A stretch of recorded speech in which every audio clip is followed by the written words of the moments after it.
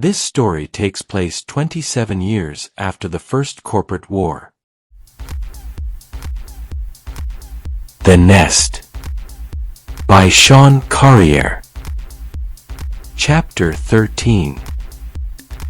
Kyle rejoined Sam on the main floor, and both men began making their way upstairs.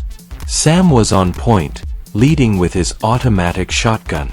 Kyle was right behind him, cradling his GAC submachine gun at the ready. Soon, the two were at the top of the stairs, ready to clear the second floor. As it turned out, the main floor of the bank had such a high ceiling. The second floor was where the third floor normally would have been.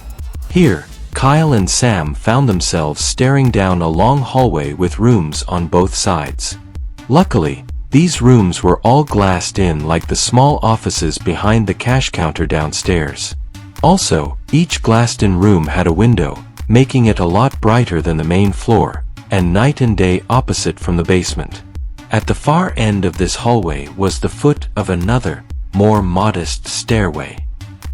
Here, it was way easier for the two bounty hunters to check and clear each room.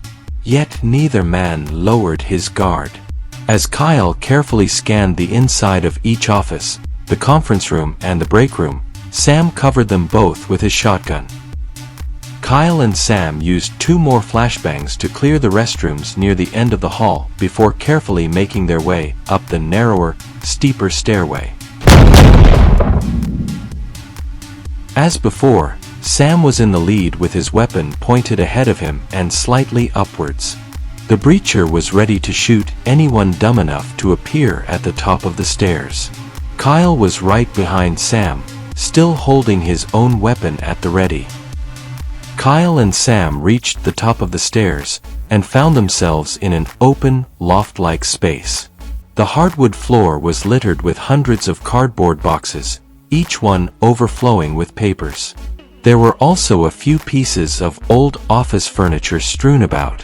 The windows on this floor were large and allowed for even more light to flood in from the west side.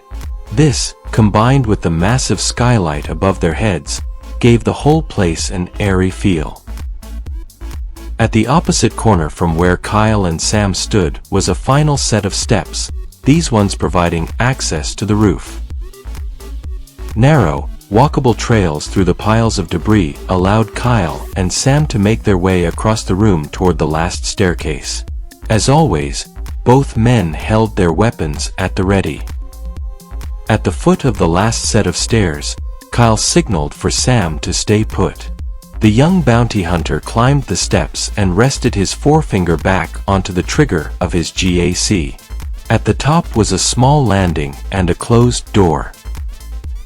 Kyle knew Slick had been watching the bank building, and he'd twice reported no movement. Unfortunately, from where Slick was positioned, he couldn't see if someone was laying prone on the roof with their own weapon aimed at the door. Kyle reached the top of the final staircase.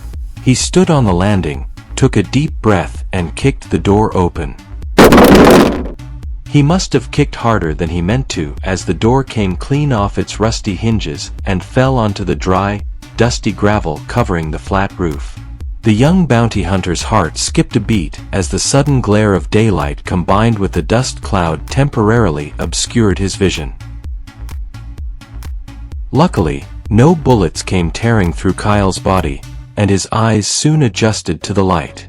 Seeing no one else up on the roof, Kyle finally allowed himself to relax.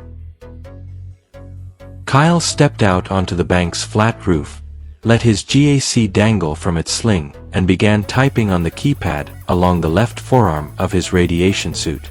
Up until now, the young bounty hunter had insisted the team maintain radio silence, but this seemed as good a time as any to break it. "Building clear," Kyle announced. "Everyone move in on my position."